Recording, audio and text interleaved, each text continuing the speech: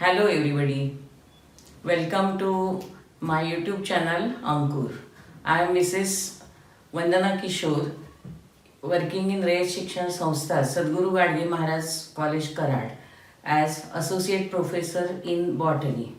In today's lecture, I am going to brief of some basic concepts in botany which are required for our next topic which we are going to be studying. So, we are familiar to the word that is the biology.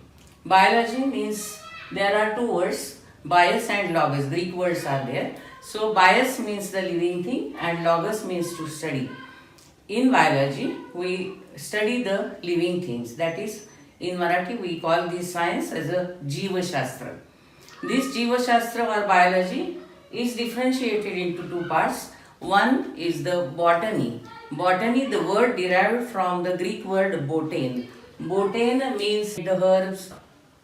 Here we get the botane, that is the herbs, and from that we get the science, name of the science, that is botany, which deals with the study of plants. Now the next part is zoology, which deals with the study of animals. How the botany word derived? Botany means the herb in Greek.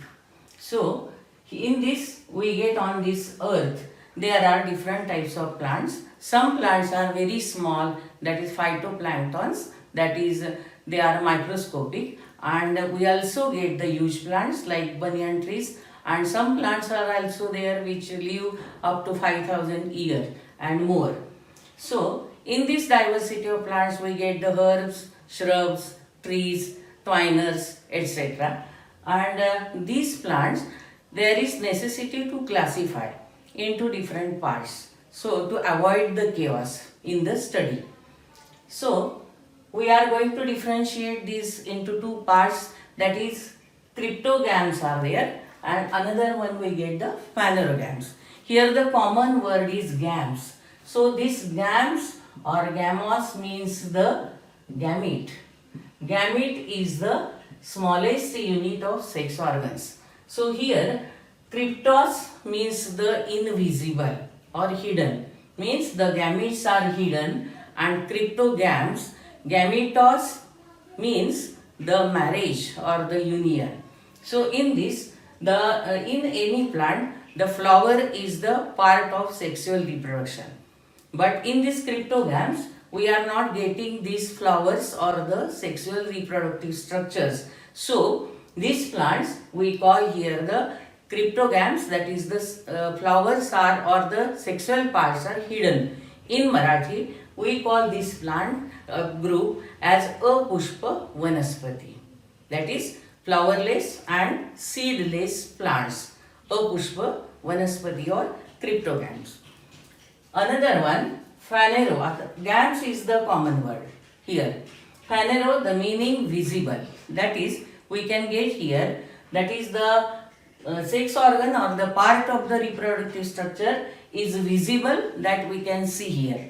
So the sex organs are visible, so we get this group as the flowering and seed bearing plants. Once again I repeat, flowering and seed bearing plants. So we call it as Sapushpa Vanaspati.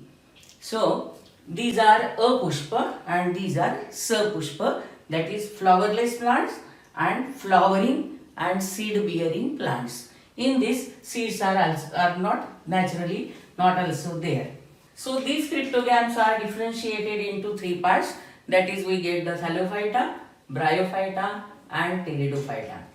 In the Thallophyta, the plant body is thalloid. What is thalloid plant body? The plant body which is not differentiated into root, stem and leaf. Generally in normal plants we are getting here how to identify the plant, that is they are having roots, they are having stem, they are having leaf, etc. But in this group you are not getting any such structure, that is the root, stem and leaf. In that, suppose you are getting some filaments, that one also we call here the Thallophyta, that is we are not getting root, stem, leaf. So like that, in this Thallophyta These structures, they are differentiated into two parts on the basis of whether the chlorophyll is present or absent.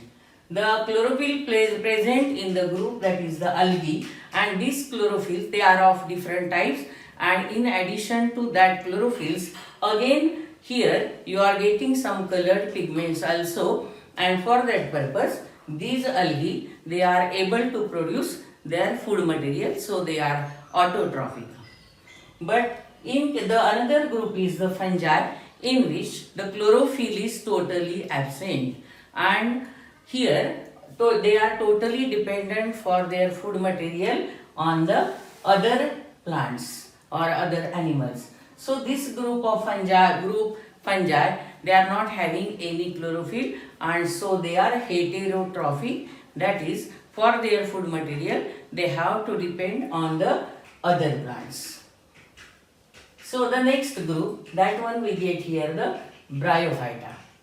So in this bryophyta, which are the characters? That is, they are somewhat developed than the thallophyta group, that is, they are on the second level. So here in this bryophyton means the plants. So here in this bryophyta, the characters are, in this, again some plants they are having thalloid plant body, but some plants they may have stem like structures, leaf like structures, but some mostly they are the thalloid plant, and in this the roots are totally absent.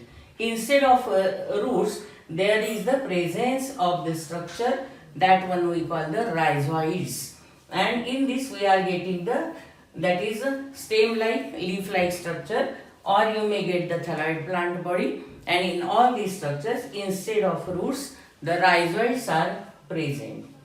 So these bryophytes are having the three groups, that is liverworts, hornworts and mosses.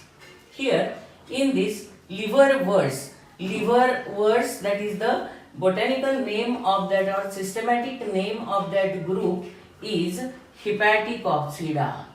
Hepatica means here the liver. Hepatica, liver. So this plant, liverworts, they are looking like the liver structure. So they are termed as liverworts, and example of that plant is Rixia.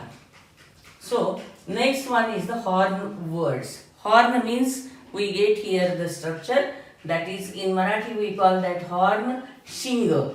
So in this plant you are getting the sporophytic or spore bearing structure, which is horn like, शिंगासारखं आपल्याला दिसतं, and in that their spores are present inside the structures. Mosses we can see here very commonly. These plants are like this. In the rainy season you are getting such structures, that one we call mosses, in which the rhizoids are there, the stem and leaf like structures are there, and here you are getting the spore bearing structure, that is the capsule. Like that, commonly these plants we call the mosses. Next one, here the third group comes, which is comparatively developed than the thallophyta and bryophyta. You have remembered here, in these thallophytes and bryophytes, I have not mentioned any conducting tissue. So here the vascular tissue or conducting tissue is absent in this thallophyta as well as in bryophyta. But in these pteridophytes, you are getting here the presence of vascular tissue, and this vascular tissue we also call as a conducting tissue, which conducts the water and food material, and these tissues are xylem, phloem, etc., and they are present in these pteridophytes. So these plants are also called as the vascular plants. So what is this pteridophyta? Pteron means a feather like structure. Pteron means a feather, piece बघतो आपण पक्ष्यांची. So like that you are getting that compound leaf.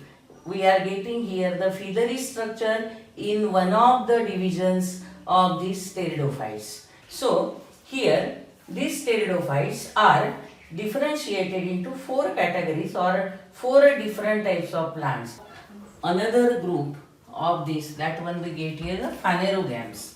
Phaneros meaning here we get the visible, that is in these plants we are getting here the flowering and seed bearing plants, or in Marathi we call it as सपुष्प, फुलांसहित असणाऱ्या वनस्पती. They are differentiated into two parts, that is the gymnosperms and angiosperms. The group phanerogams, that is here the gametes are visible in these plants, that is flowering and seed bearing plants.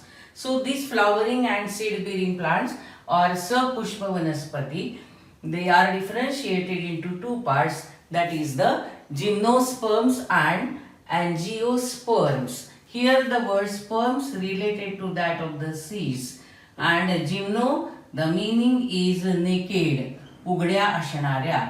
So in this group the seeds are naked, that is they are not enclosed inside the fruit. म्हणजे त्याला फळ नसतं, directly you are getting on that plant, that is the seeds. For example, in this group Cycas, you are getting here directly seeds on that sporophyll. So here in these gymnosperms there are three groups: cycadales, coniferales and nettles. We are not going here in detail for these groups. The next one group is angiosperms. Here again sperm, that is the seed, and angio means a bag like structure or enclosed structure. That is seeds, they are enclosed inside the fruit. That is ovary is present, and inside the ovary we are getting ovules, which later on ovary is converted into fruit and the ovules are converted into seeds. So this group gymnosperm, it is called अनावृत्त बीज, उघडे असणारे, and here angiosperm आवृत्त बीज, that is enclosed, झाकलेले किंवा cover केलेले. These angiosperms are again differentiated into dicotyledons and monocotyledons. Dicotyledons means here after germination of the seed you are getting here two cotyledons, and in monocots you are getting here only one cotyledon, that is द्विबीजपत्री and ekabijapatri. Like that we are getting here all these plants, they are differentiated into cryptogams and phanerogams, and the details of these various terms are like this. Thank you.